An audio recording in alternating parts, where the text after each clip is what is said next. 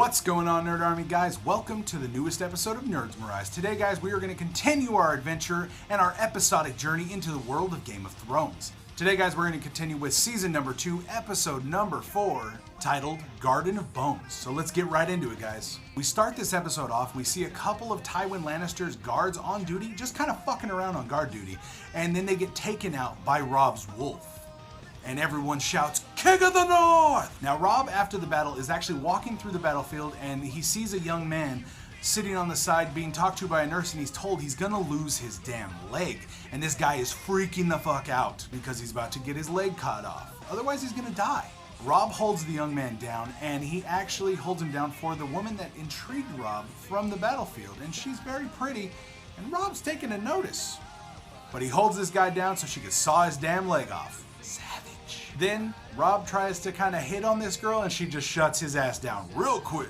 Then we see Joffrey standing there like a little bitch holding a crossbow aimed at Miss Sansa herself while she cries and pleads saying, please my lord, I'm nothing like my traitor brother, blah blah blah. Just, I'm gonna kill Joffrey my damn self. This is ridiculous. Then we actually see Joffrey order his head of the king's guard to go ahead and start whooping Miss Sansa's ass. And this is bullshit, because then Tyrion walks in with Bronn, and he points at this motherfucker, and he tells him, if the head of the King's Guard moves a fucking muscle, Bronn, kill his ass. And I'm like, hell yeah, go Tyrion, teach that little bitch how it's done. Fuck Joffrey. Tyrion, you're the man. I love this guy. Yeah. Now, Bronn and Tyrion have a little discussion about the little king being such a prick and says, what if he got laid? If he got laid, it might be a lot better. He might blow his load off and calm the fuck down, for real. Maybe they're right.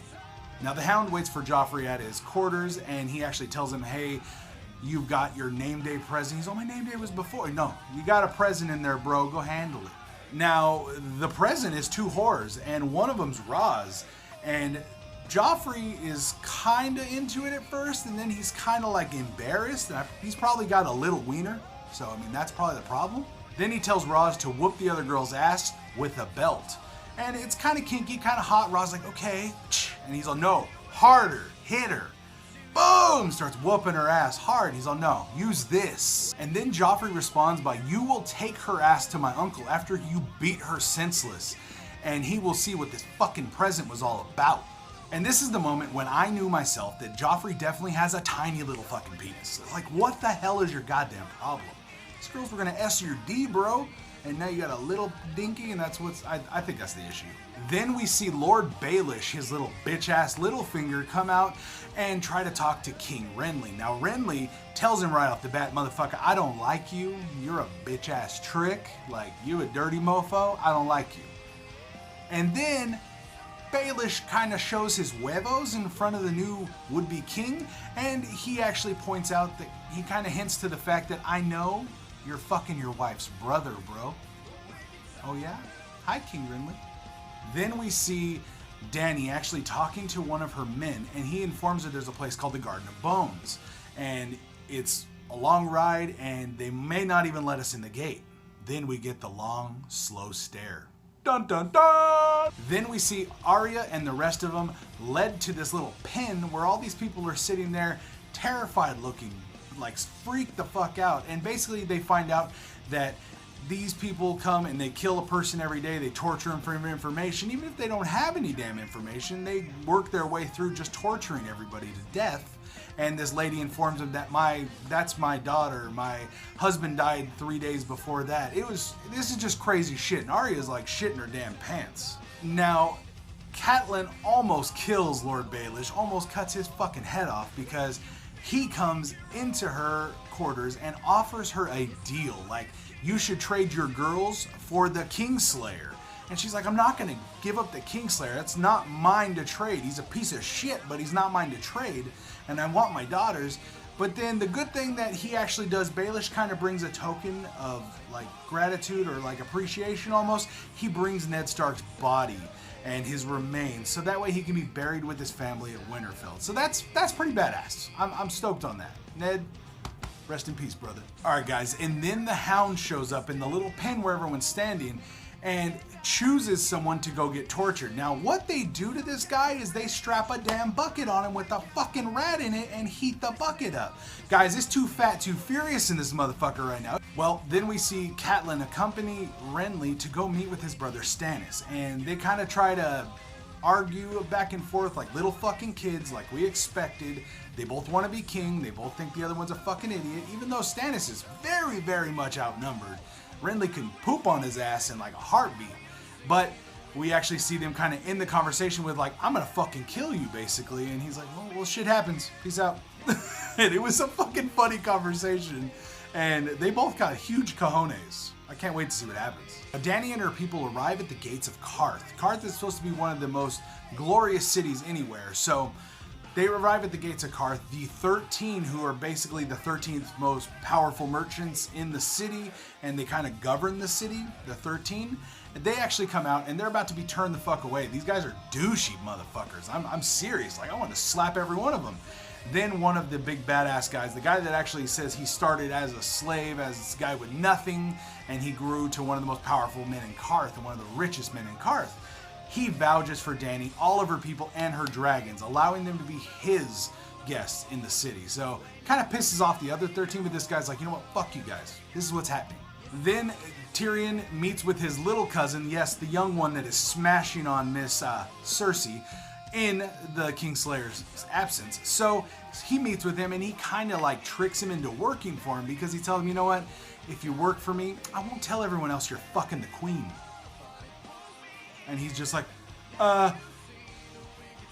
fine, fuck you. Yeah, I'll work for you. It was fucking funny. I love Tyrion. He's great. Okay, and right as Gendry is chosen and they're about to torture Gendry to death, Tywin Lannister would show up and say like, boy, do you have any fucking skills? Why are you guys torturing these people? Boy, do you have skills? He's like, I'm a blacksmith. He's like, well, fuck, we need a blacksmith. You dumb shits. Why are you killing people? And then he takes Arya. He brings Arya in as his cup girl, basically to serve him food and make sure he's always drinking something. Alcohol, something, don't matter. And hell yeah, that's better than her being in that fucking pig pen with all these other fools waiting to die. But it's funny because Tywin, out of everyone that's been around Arya all this time, Tywin is the only one that recognizes that Arya is a girl. And no, that's a fucking girl, you dumbass. And she's like, yeah, I was hiding it. And he's all, smart girl. It's safer that way. Now we get to see Stannis actually secretly meet with Lord Devereaux, and he actually tells him, I need you to do a secret mission for me, just like you used to do back in the day. I need you to smuggle the Red Woman ashore without anyone knowing. Now, Melisandre's a crazy bitch. What the hell is he doing? Then we see Lord Devereaux do what he's asked. He smuggles her to the shore. Then she removes her robe once they go into this drainage system of some kind, or like a back way into the castle or wherever the hell. And he actually is like kind of like staring at her and kind of into her, and then she's like, do you want this? And she pulls her robe off. She's butt ass naked. You look at her and this bitch is pregnant as fuck. She wasn't pregnant when she got smashed by Stannis. She was skinny as hell. So she got pregnant in like this short ass amount of time. This is some crazy voodoo magic bullshit right here. I'm freaked out a little bit when I saw it. I was like, holy shit, she's fucking pregnant. Then she lays her ass down with her hoo-ha pointed towards this gate, and she just starts pushing, and she's giving birth. And we get to see this fucking demon grab her ankles as he crawls out of her fucking hoo-ha, man. I was like, what the fuck is happening right now? There's a demon crawling out of her vagina. Guys, this episode was freaking crazy. From start to finish, there was a demon crawling out of a red bitch's hoo-ha. All kinds of crazy shit happening. People getting dismembered. Tywin knew that Arya was a girl, and every other dipshit couldn't understand that she had some little boobies going on. Like she was a girl? Are you fucking stupid? Tywin, you're a gangster. I like that guy. I understand he's like a Lannister, and he's probably a piece of shit, but I'm digging Tywin Lannister. He goes in, he puts his dick down on the table, and he flexes his fucking power, and he tells everyone what's gonna happen. They don't have options. He tells people, motherfucker, listen. So I'm kind of digging Tywin Lannister in this one. I love Tyrion and Bronn and just punking the fucking head of the Kingsguard, treating Joffrey like a bitch, standing up for Sansa. That was phenomenal, guys. But let me know your favorite part of this episode. I mean, obviously, I'm going to get a lot of comments saying the demon crawling out of the hoo-ha. But hell yeah, that was crazy as hell. I'm so freaked out right now, actually, after watching this episode, guys. So let me know your thoughts down in the comments below. Make sure you guys subscribe to the channel so you can keep up with all the videos we put out every week. And I will see you guys next time for another adventure into the world of Game of Thrones. All right, guys. Peace out.